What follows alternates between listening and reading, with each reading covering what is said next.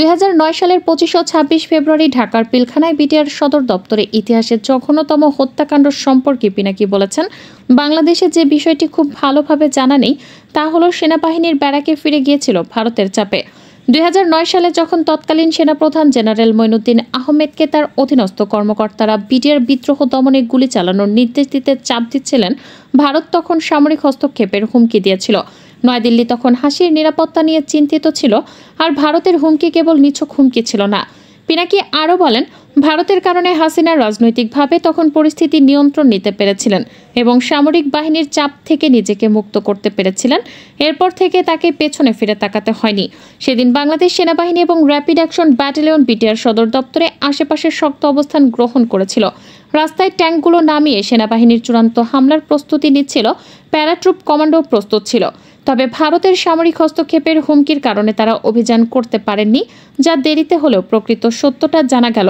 পিলখানায় সেদিন এত বড় একটি হত্যাকাণ্ডের ঘটনা যে গুটি কয়েক ডিএসসি এর নায়ক কিংবা হাবিলদারের নেতৃত্বে কিছুতেই সংগঠিত করা সম্ভব ছিল না, এই সত্যটা সামনে এলো। অত্যন্ত পরিকল্পিতভাবে 25 ফেব্রুয়ারির এই পৈশাচিক হত্যাকাণ্ডের ঘটনা ঘটানো হয়েছিল। খুব চতুরতার সঙ্গে পিলখানা ঘটনাটি তারা সংগঠিত করেছিল। যে সেনাবাহিনী ভারত এবং শেখ মুজিবের বাকশালের বিরুদ্ধে বাধা হয়ে দাঁড়িয়েছিলেন, এবার প্রথম এসে সে রাস্তা বন্ধ করে দেওয়া হয়েছে। হাসিনাকে ক্ষমতায় বসানো 1.5 মাসের মাথায় প্রথমে কথিত বিডিআর বিদ্রোহের মাধ্যমে সেনাবাহিনীর ধ্বংস করে দেওয়া হয়। সেদিনই হাসিনা সরকারের শেষ দিন হতে পারত, কিন্তু ভারতীয় সেনা প্রধান বাংলাদেশে হামলার হুমকি দিলে বাংলাদেশ সেনাবাহিনী চুপ থাকতে বাধ্য হয়। বিডিআর হত্যাকাণ্ডের দিন যারা হাসিনার বিরুদ্ধে কথা বলেছিলেন তাদেরকেও ধীরে ধীরে গুম খুন আর চাকরিচ্যুত করা হয়েছিল। এরপর সেনাবাহিনী উঠে দাঁড়াতে পারেনি।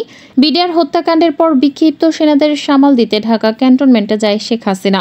একজন ক্ষুব্ধ সেনা কর্মকর্তা শেখ হাসিনাকে বলেন, কয়েকজনের জবানবন্দি সিপাহী সেলিম রেজা, বয়স 28, নম্বর 63907। 2010 সালে নভেম্বর সন্ধ্যা 7:30টায় শুরু হওয়া জিজ্ঞাসাবাদে সে জানায়, শেখ সেলিম এবং তাপসের সঙ্গে তাদের নিয়মিত যোগাযোগ ছিল। তখন তাপস বলেছিল সেনা কর্মকর্তাদের মেরে ফেললে কোনো সমস্যা নেই। 44 ব্যাটালিয়নের ডি নাসির উদ্দিন শেখ সেলিম এবং তাপসের কাছে গিয়ে বলেছিল, তারা বলেছে আমরা জিম্মি করে যাই করে আমাদের মাফ করে দেবে। সিপাহী জিয়াউল হক, নাম্বার 71318। জিয়াউল জানায় কমপক্ষে 10 জন সিপাহীর সঙ্গে হাসানুল হক ইনুর নিয়মিত যোগাযোগ ছিল। ইনু তাদের প্রয়োজনে বিদেশে পাঠিয়ে দেওয়ার আশ্বাস দেয়। জিয়াউল জানায় তারা একাধিকবার তাপসের মুখে শুনেছে অপারেশন ভালো হলে সজীব ওয়াজেদ জয় খুশি হবে। প্রধানমন্ত্রী শেখ হাসিনা পেয়েছিলেন 1 ঘন্টা 4 মিনিট।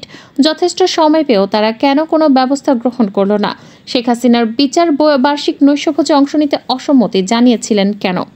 2009 সালে 1 মার্চ সংসদ প্রধানমন্ত্রী জানিয়েছিলেন 25 ফেব্রুয়ারি খুব সকালে তিনি একটি গোয়েন্দা রিপোর্ট পেয়েছিলেন। কি ছিল সেই রিপোর্টে?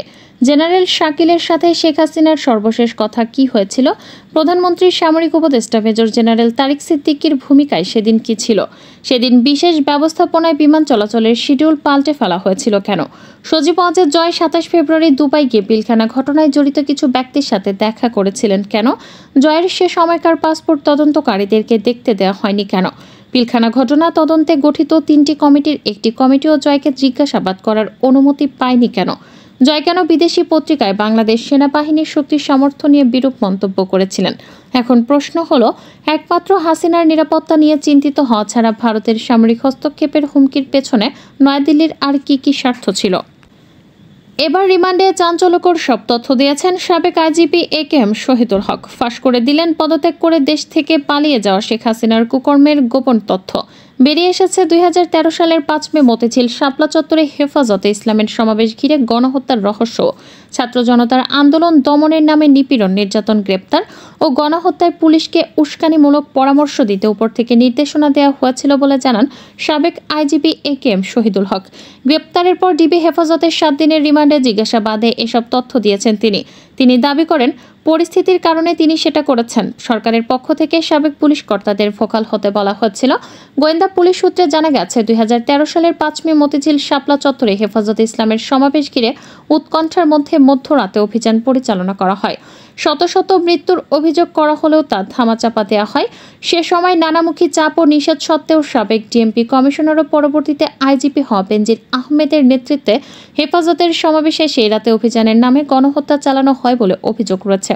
ছাত্র জনতার আন্দোলনের চূড়ান্ত দিনে গত 5 আগস্ট রাজধানীর উত্তরা থেকে গণভবন অভিমুখে আসা গণমিছিল রুখে দিতে ডিসপাচ করার বার্তা দিয়েছিলেন সাবেক আইজিপি শহীদুল হক। ডিবি হেফাজতের রিমান্ডে শহীদুল হকের দেয়া এসব তথ্য গণমাধ্যমকে জানিয়েছেন গোয়েন্দা রমনা বিভাগের এক ঊর্ধ্বতন কর্মকর্তা। শহীদুল হক বলেছেন, পরিস্থিতির কারণে সরকারকে সহায়তায় এসব করেছে। গোয়েন্দা রমনা বিভাগের এই ঊর্ধ্বতন কর্মকর্তা বলেন, দেশের ইতিহাসের সর্বোচ্চ বড় ছাত্র জনতার গণ আন্দোলনের চূড়ান্ত দিন গত 5 আগস্ট সকালে তার নামে একটি মোবাইল নম্বর থেকে হোয়াটসঅ্যাপে দুবার বার্তা দেওয়া হয়। বার্তাটি পাঠানো হয়েছিল সেদিন আন্দোলন দমনের সক্রিয় ডিএমপির এক ঊর্ধ্বতন পুলিশ কর্মকর্তাকে, যিনি বর্তমানে আইন শৃঙ্খলা বাহিনীর হেফাজতে রয়েছেন। উত্তরা থেকে গণভবন অভিমুখে আসা গণমিছিল রুখে দিতে ডিসপাচ করার বার্তা দিয়েছিলেন তিনি। এটা যদি সত্যি তিনি করে থাকেন তাহলে সেটা হবে ভয়াবহ উস্কানি। এই বার্তাটি তথ্য প্রযুক্তিগত সহায়তার পরীক্ষা নিরীক্ষা করা হচ্ছে। কাকে কাকে এমন মেসেজ পাঠানো হয়েছে সেটা খতিয়ে দেখা হচ্ছে। প্রমাণিত হলে তার বিরুদ্ধে রাষ্ট্রবিরোধী ষড়যন্ত্র ও সাইবার নিরাপত্তা আইনে মামলা হবে বলে জানান তিনি। 2008 সালের নির্বাচনে জয়ী হয়ে ক্ষমতা গ্রহণের সাথে সাথে আওয়ামী লীগের নেতৃত্বাধীন মহাজোট সরকার ক্ষমতা আঁকড়ে ধরে রাখার সুদূর প্রসারী পরিকল্পনার অংশ হিসেবে পুলিশ বাহিনীতে নগ্ন দলীয়করণ শুরু করে। ক্ষমতা গ্রহণের পর প্রথম 4 বছরে পুলিশ বাহিনীতে দলীয় অনুগত 32,000 পুলিশকে নিয়োগ দেওয়া হয়। এর মাঝে শুধু গোপালগঞ্জ জেলা থেকে নিয়োগ দেওয়া হয় 8,000 পুলিশ সদস্য। কোনো নিয়মনীতির তোয়াক্কা না করেই শুধু দলীয় বিবেচনায় আওয়ামী লীগের অনুগতদের নিয়োগ দেওয়া হয়। বিরোধী মতের মানুষের দমন পীড়নে সব পুলিশ সদস্যদের হাতিয়ার হিসেবে ব্যবহার করার অংশ হিসেবেই এই নিয়োগ দেওয়া হয়। ফ্যাসিবাদী আওয়ামী লীগ সরকার পুলিশ প্রশাসনের নিয়োগের ক্ষেত্রে মুক্তিযোদ্ধা পুরুষ ও নারী এবং এলাকাভিত্তিক সুনির্দিষ্ট কোটা থাকলেও তা একেবারে উপেক্ষা করে নগ্ন দলীয় বিবেচনাতে নিয়োগ প্রক্রিয়া শুরু করে।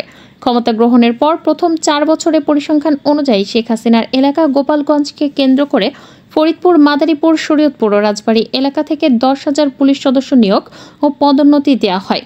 গোপালগঞ্জে কোটা অনুযায়ী 800 লোক নিয়োগের নিয়ম থাকলেও এই একটি জেলা থেকে নিয়োগ দেওয়া হয় 8,000 এবং 2,000 নিয়োগ দেওয়া হয় বৃহত্তর ফরিদপুর জেলার বিভিন্ন উপজেলা থেকে। এসব নিয়োগের মাধ্যমে সরকার পুলিশ বাহিনীকে গোপালগঞ্জ করণের দিকে ধাবিত করতে থাকে। একে একে এবার দেখে নেয় আইন শৃঙ্খলা রক্ষার নাম করে গতি রক্ষার জন্য গুরুত্বপূর্ণ পদে নিয়োগ দেওয়া গোপনে পুলিশদের সম্পর্কে। ডিএমপি কমিশনার হাবিবুর রহমান একজন গোপালী পুলিশ। এই হাবিবুর রহমান পুলিশ বাহিনীর গোপালগঞ্জ করণের ক্ষেত্রে মুখ্য ভূমিকা রাখে। ঠিকানা জালিয়াতি করে 1000 কনস্টেবল নিয়োগ। দৈনিক প্রথম আলোতে 1 যুগ আগে প্রকাশিত সংবাদ থেকে জানা যায়, ঢাকা জেলা থেকে চলতি বছরের সর্বশেষ নিয়োগ পান 258 জন। এদের 200 জনের বাড়ি গোপালগঞ্জ ও তার আশপাশের এলাকায়। হাবিবুর রহমান নিজেও গোপালগঞ্জের বাসিন্দা, অর্থাৎ DMP commissioner Habib police super থাকাকালীন সময় থেকেই পুলিশ বাহিনীতে গোপালগঞ্জের মানুষদের নিয়োগের ক্ষেত্রে অতি উৎসাহী ভূমিকা পালন করতে থাকেন।